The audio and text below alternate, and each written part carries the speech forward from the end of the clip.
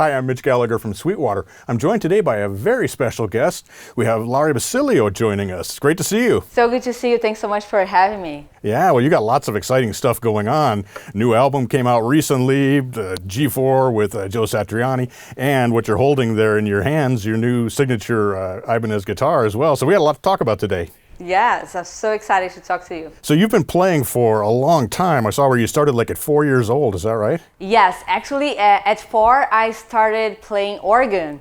That was actually my first instrument, and later my dad taught me my first chords on an acoustic guitar when I was around 8 years old. So that when everything started for me. Right, right. So when you first started out, what kind of music were you playing on the guitar? I used to play at church, so some gospel songs, but of course, rock I think is a great foundation for most of the guitar players, so it wasn't different for me. Right, right, right. And did you study with any teachers? You mentioned you were working with your father. Were you also doing other studying as well? Yes, I studied with some private teachers from my hometown, São Paulo in Brazil. Some great teachers, by the way, and yeah, that's it. Right, right, nice, nice. So when did you start making the move into creating your own music? And you released an EP, and you've done more recording since then, leading up to far more recently. Well, for me, it was so natural to write my own songs. I never used to, learn songs from other people. Mm-hmm. So my first intuition with the instrument was to try to find my own voice and to write my own songs. And I feel that nowadays to write my own songs, to sit down and compose a new song is one of my favorite things to do. Right, right. So when you do that, do you have a riff that comes to mind? Do you have a melody? Do you have a chord progression? Or how do songs come together for you? So for me, it happens differently every time. I think each song has its own story. And when I start a song, I can never tell the path that it's going to be in the end, and I think that's the most fun part of writing a song. So I try to let it flow, and go and see what my feelings and ideas can lead me. Right, right.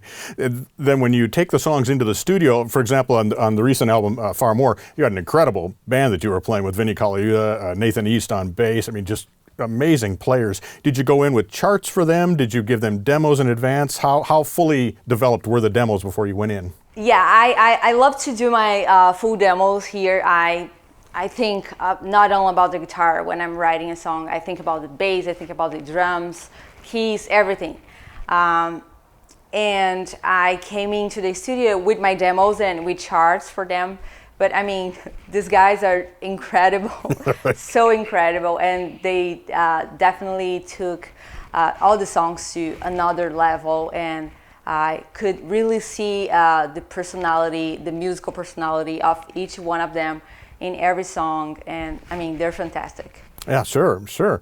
When you tracked the album, were you playing live as a band, with you doing your main guitar parts live as well? Yes, exactly. We recorded live all together. It was so much fun. It was an amazing experience. I can only imagine that had to be so much fun. So then I assume afterward did you take the tracks home then and layer in the other guitar parts that you have? Because there's a lot of textures and things going on with the songs on that album. Exactly. Instrumental guitar albums, I mean, a lot of guitars always. So yeah, that's what I did. Right, right. And that kind of in a roundabout way brings me to your guitar, because there's a lot of different tones on the album as well. You've got all kinds of different clean tones. There's acoustic guitars, there's more saturated electric guitars and things. Tell us a little bit about how that led you to this signature guitar with Ibanez. So yeah, the idea of this project was exactly that, was to achieve and to gather everything I need and I love in only one guitar. And when Ibanez presented me the AZS project, I knew that would be the perfect project for me to base my signature model on. And I am so happy with this beauty right here. Right, right. Tell us a little bit about the guitar. What are the specs that you ended up with on the instrument? So it has an ash body. The roasted bird's eye maple neck, which is so beautiful. What else? The compound fretboard radius, which is one of my favorite features on this guitar. It really makes the guitar so comfortable to play. Gold hardware. My signature Seymour Duncan pickup set that I developed with my friends at Seymour Duncan for this guitar. The configuration is HSS. It is such a versatile instrument, and I'm so happy with this wonderful instrument, and of course this violet finish. Right, right, yeah, it's really a beautiful guitar. The violet goes so well with the roasted maple fingerboard. It really right? contrasts yeah, I agree. well. Yeah, that looks great. So on the pickup set that you developed with Seymour Duncan, it looks like, well, obviously you have a humbucker in the bridge. Is that a real high output humbucker, or is it a lower output, or what kind of tone do you look for from a bridge humbucker? I looked for a very well-defined humbucker with a good attack and clarity. And the neck pickup is one of the essential features for me on a T-style guitar. I absolutely love the sound of a T style neck pickup. When I was looking for a sound a little bit vintage, but with a lot of body. So this combination is so well balanced, and it works perfectly for my style. Is the middle pickup also a T-style neck pickup without the cover over the top, or is it a more S-style single coil? It's more S-style. It's actually based off the 5.2 middle pickup from Seymour Duncan. Okay. Could I ask you to demonstrate some of the sounds that are in the guitar? Could you play a little bit for us? Yeah, absolutely. Sure.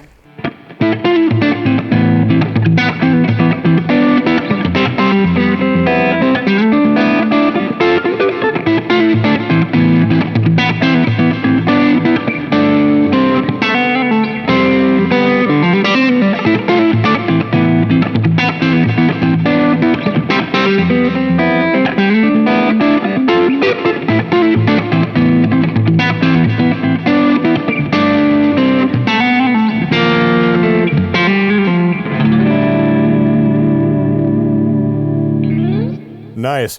So I noticed you palming the pick when you're playing fingerstyle. Do you put it in your little finger, or how do you hold the pick when you do that? I hold with the ring finger, actually, because okay. my finger picking is basically with these three fingers: the thumb, index, and middle. So I hold the guitar with the ring finger. So I slide with the thumb. The pick until the ring finger, and then I bring it back with the thumb as well. Oh, nice, yeah. So do you do a lot of your rhythms with fingers, or do you do a lot of fingerstyle playing? Did that come out of studying acoustic guitar early on? Yes. When my dad put the acoustic guitar in my hands, he gave me no guitar picks. So my first contact with the guitar was really fingerstyle. So it was natural for me to apply this to the electric guitar. And yeah, I love writing new songs and new riffs, exploring the finger picking as well. Right. How much would you say what the balance is between finger picking and playing pick style? Is it 50-50, or is it one more than the other? I would say 50-50. And is it primarily you use your fingers when you're playing the rhythm parts and the chordal parts, or do you also use finger style when you're playing leads? Yeah, leads as well, definitely. Uh-huh. I mix a lot those the styles, either rhythm or lead parts. When you do that, I'm always fascinated to see. I studied classical guitar and also play electric, and so there are particular things that feel real comfortable fingerstyle, and some things that feel more comfortable. What is it that makes you play one way or the other? Is it a physical thing, or is it more what you want to hear in your head? I think it's more because of the sound, the textures, the tone possibilities, dynamics, and also the rhythmic part as well. Mm-hmm. I think it brings me a different kind of expression. Could you show us a little bit of the part you were playing earlier, kind of how you're working that rhythm across your fingers and your thumb? So there's a lot of ghost notes in the middle of this riff. And by the way, I'm using drop D tuning. It's one of the tunings that I use the most, and I love to use this tuning. I feel more creative somehow. So let's see. I'm gonna play it slow so you can check it out.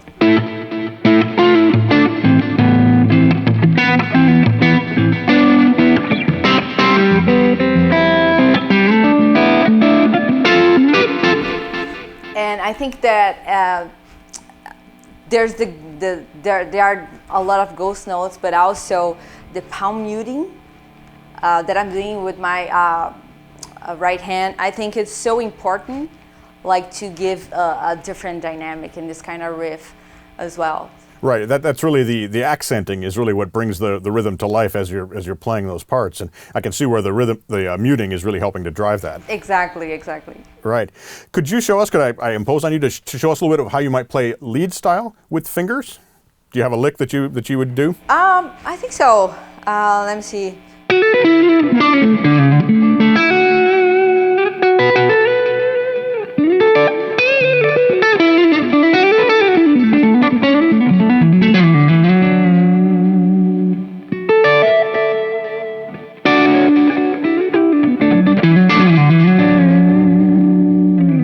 Right, so you're doing a lot of alternation between your thumb and your index and your middle finger there to get the speed, but it also has a totally different tone. Exactly. I think it's more a little bit smoother than the pick. The pick has more attack, and I feel that I can control more, even the volume of the notes, the dynamics, and everything else. Right. Do you? I'm always curious when I talk to players who play on an advanced level, like you obviously do, how you make the decision of when you're going to switch from one to the other. Do you go in knowing that for this solo I'm going to do fingers, or at this point I'm going to switch, or is it just something that happens naturally?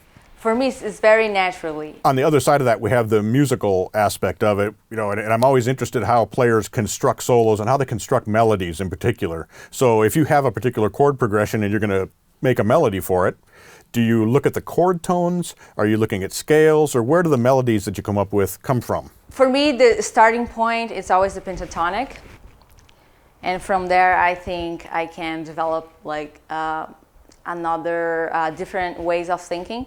But I always start from the pentatonic. So then, are you looking at the pentatonic as if say the chord progression was a simple blues, say it was a D, and E. Do you change to the D pentatonic and then the E pentatonic and come back to the A, or do you just stay in the A pentatonic? I guess what I'm asking is, do you follow the chords or do you stay in the scale? I think it all depends on the intention that I'm trying to give my phrasing.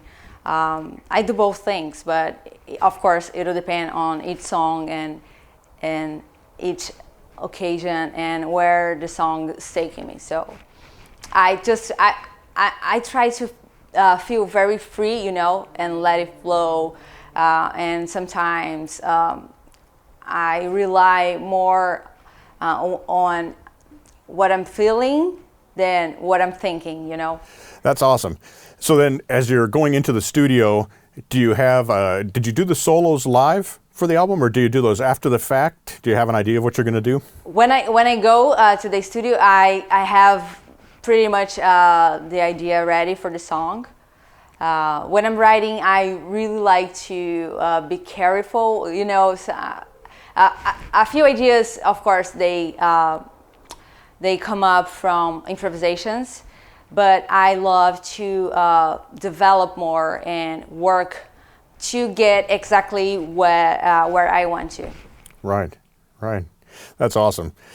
The other thing I have to ask you about is Joe Satriani asked you about the G4 tour. Tell us about that whole experience. Joe was also a guest on the album, correct? Correct. Yeah, he played in one track of my album. The opening track actually is called Glimpse of Light, and it's Joe Satriani. He absolutely killed it, and he's one of my guitar heroes, such a huge influence to me, and I was absolutely honored to have him on my album. And of course, when he invited me to be part of the G4 experience in 2019. It was such a great time. an experience there in Palm Springs with some great guitar players, and we had some great days, like immersed in the guitar world, and it was fantastic. Right. Oh, that had to be amazing. Congratulations. That's just incredible. So I like to ask when I have a player like yourself, what is your number one tip for someone who wants to become a great guitar player? It's not, my tip is not even related to any technical aspect or any musical theory, I guess. It's not ever lose the joy of playing the guitar. That's the most important thing for me. Right. Well, that's great. That's awesome. So I know we've all been locked down and lots been going on this last year, but what do you have coming up for the year ahead? Do you have new music on the way? Yes, absolutely. I have a new single that is coming out. It's called Sunny Days. It was the first song that I wrote with my signature Ibanez LB1. I couldn't think of a better time to release it. So it's coming out tomorrow, actually. So by the time this interview goes live, I believe it's going to be live already. So, but I'm already working on my new album, and I can't wait to share more music. That's great. Well, congratulations. We'll definitely check out the new single. Like you said, it'll be by the time this video airs, you'll be able to check that out as well. And man, I'm excited to hear the new album because the last one was just incredible. So I'm sure the next one's going to be just great too. Thank you so much. I can't wait to make more music for the people. Absolutely. Well, we'll look forward to it, and we're also looking forward to checking out your signature guitar because it looks like an incredible instrument, and obviously you make great music with it. And we're just so grateful that you took time to sit down with us today. My pleasure. Thanks so much for having me. Thanks so much for your time. And yeah, I would be happy for everyone to check this amazing instrument out. And I'm sure a lot of players will identify themselves with this guitar. Wonderful. Thanks again so much. It's great to see you, and take care. Thank you, Mitch. Great to see you too. Bye-bye. And thank you for joining me here today. I'm Mitch Gallagher from Sweetwater.